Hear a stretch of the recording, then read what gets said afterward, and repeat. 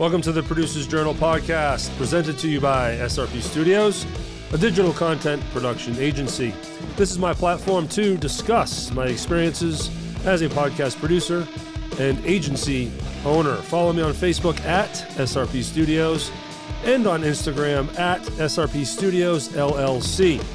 Do you want to create impactful digital content? Do you want content that will increase your reach and exposure? Well, then go to ShelbyRowProductions.com and schedule a free consultation to discuss affordable options. Link in description. And we're sponsored in part with Patreon. Support this podcast by subscribing to my tip jar. It's $1 a month. Click the Patreon link for more information. What's going on, everybody? So good to be here. So today I'm going to go a little educational, less diary of some recent events, even though this all pertains to events that have occurred with me locally. But we're going to talk about the benefits of doing pro bono work, and how I did it, why I did it, and what it's done for me. So this is, I guess, journaling, because I'm talking about some experiences and what I've learned through this process. But I thought it would be cool to present it in a way that I feel would be fun to do. And that's exactly what I'm doing today. So, pro bono. That, giving someone some of your services for free. You hear a lot about it with lawyers.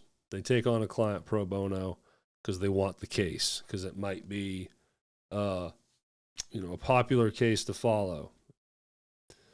So since moving and creating local, I've had to change thoughts and ideas and angles and audience members and services, and really sit down and think about what it is I can produce that will feed my local marketplace. It's not going to be traditional podcasts. I know that. I have other avenues for that, and that's always going to be a part of our portfolio. But, our local boutiques, they're not going to want to put in the time for a full podcast. So I had to think of things that I could produce that would be less of a commitment by them, both financially and time, that would be great for highlighting and spotlighting their business. That's the whole point. So I started thinking of that and decided early on that I wanted to be able to provide quality filmed reels and TikToks in person, on the camera. It's shot specifically for TikToks. And I have some editors on my team that are great editing and formatting this micro content accordingly, with the size of the file, or the it's vertical. That's what I'm trying to say. The dimensions, how to utilize hashtags and subtitling and emojis and all the shiny things that our youth is watching now on TikTok. So I decided that I was going to really try to push that. Well, I don't have any made. So the one benefit is, learning the system and setting a template. You don't know how this is going to work. You need trial by error. You need a guinea pig. So my first attempt at that was my good friend Chris Camp, Coach Camp. He has a podcast called Motivate with Coach Camp, which I should promote more on here. Check it out. It's a SRP production. We record it right here in Studio A.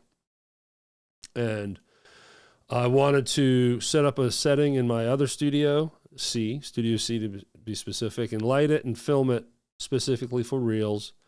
And I let him cut 3.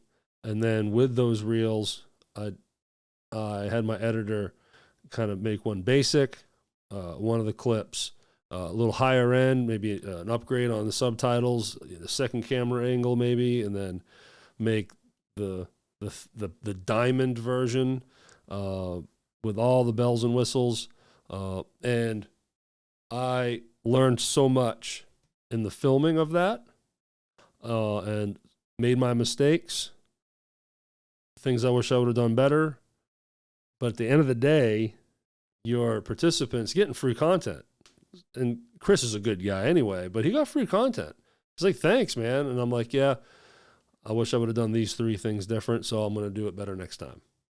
So I learned from it, and now I have a better lay of the land and how long my commitment will be and how to set up the gear. So now the second time around will be that much better. So you learn the system and you set a template. Then what this does is when I move this off to the editing, I knew then I'd be able to gauge labor cost. Now, this is where the pro bono eats your wallet up, and that's the investment. You know, in a way, I could hire someone to make these videos for me, or I can do it all in-house. Either way, I need someone. It needs time to be edited. So, unfortunately, the part of pro bono that hurts the most is the gauging of labor cost. In essence, you are hiring one of your members to create this content for you, as though a client has requested that service. Only I'm the client. So, of course, my team member gets paid just like he normally would. But I have such a great team, and the editor that I had on this specifically, his name is PJ. He's been with me a long time. We trust each other, just work well together. So it was more than just, hey, do this and tell me how long it took. We worked together to figure out how to balance the time, where are we at, gauged it. Okay, we got, the gold tier at this amount of hours, the platinum tier at X amount of hours, and then the diamond tier. How much, how long did that take? And then how much was this worth your time, PJ? Here's your hourly rate. So let's figure out flat rates. So it's a great way to strengthen, at least in my mind, it strengthens my confidence behind the rates I charge. Because to some, they may seem very high.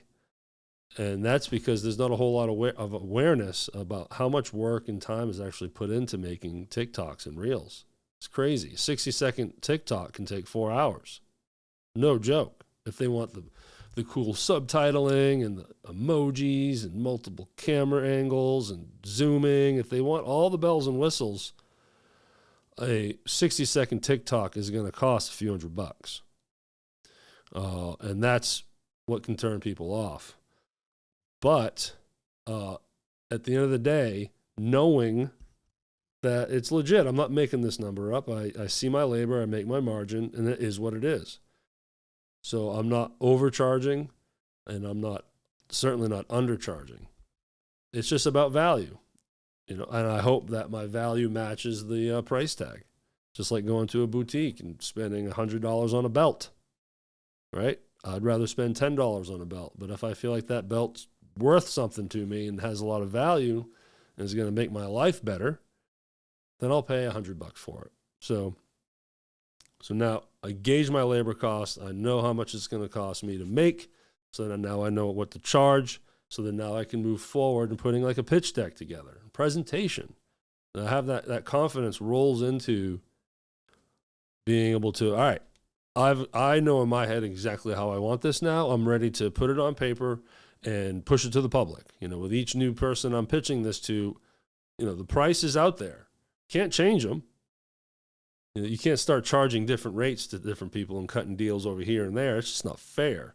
So once they're set in stone, that's it. Maybe a little bit of raise in 2 years on some rates, but it has to be consistent and fair for everyone. So I have to really have confidence in the rates that I'm charging, because once it's out there, it's out there. But with this process, I always get to the point where it's time to make the pitch and good to go with the tiers and the rates. And, you know, that's really it. There's probably more to this, but I wanted to just kind of run through why I do pro bono.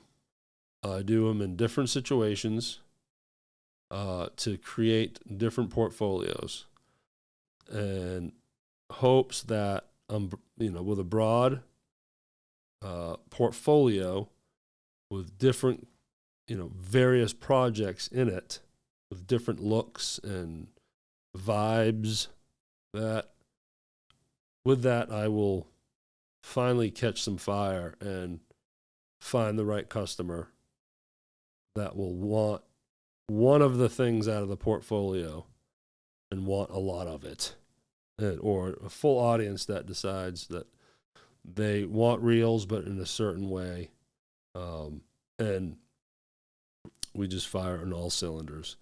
So that's why I do it. I've done reels in studio, reels on location, bringing my travel kit,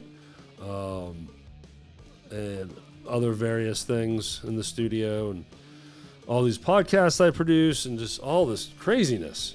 It's got my brain rattled right now. I feel like I'm limping across the finish line here, so I do apologize. I'm recording this on a Friday after a very long week, and just felt like getting on the microphone and trying to keep this thing consistent. I am enjoying it again. I'm a little more organized on my end and motivated to really try to make a good effort at keeping this podcast consistent, because it really does help me a lot. It's a lot of fun for me. But until next time, y'all, let me go to my outro here. What's going on? Oh my God, Derrick, get it together. Thank you all for listening. Go follow me on Facebook at SRP Studios, Instagram at SRP Studios LLC. Click that link tree in the description. That will take you to all of our locations. Again, we're presented to you by SRP Studios. If you want to create some awesome content, schedule that free consultation at ShelbyRowProductions.com. Also, don't forget our sponsor, Patreon. Support this podcast by subscribing to my tip jar. It's $1 a month. Click the Patreon link in the description for more information. All right, y'all. You have a great day.